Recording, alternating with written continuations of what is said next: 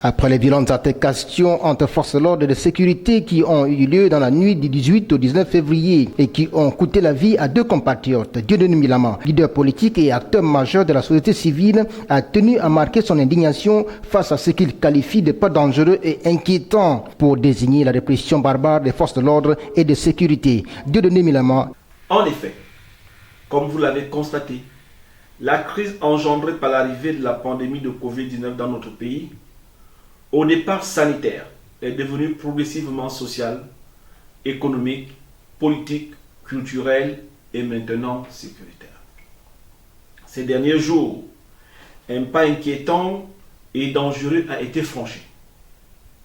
À Libreville, deux de nos compatriotes, désarmés, exprimant pacifiquement leur refus des dernières mesures de restriction des libertés décidées par le gouvernement, ont été lâchement assassinés par des escadrons de la mort.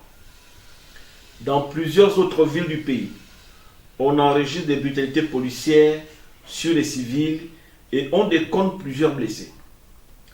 Une telle escalade de violence ne saurait être justifiée dans un processus conçu exclusivement pour protéger la vie et la santé des Gabonais.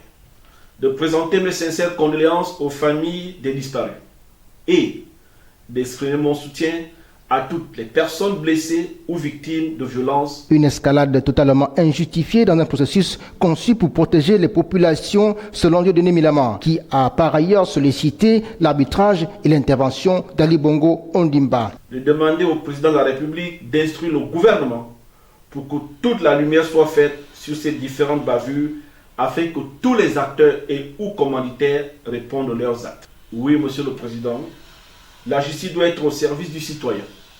La justice doit protéger le citoyen et s'abattre de toute sa vigueur sur les criminels, quel que soit leur bord ou leur statut social. Gabonaises et Gabonais, mes chers compatriotes, il est clair que dans un climat aussi délétère, dominé par la suspicion, la division, la haine, la violence, et tournant en une confrontation entre le gouvernement et la population, la guerre contre la pandémie du Covid-19 est d'ores et déjà perdue d'avance.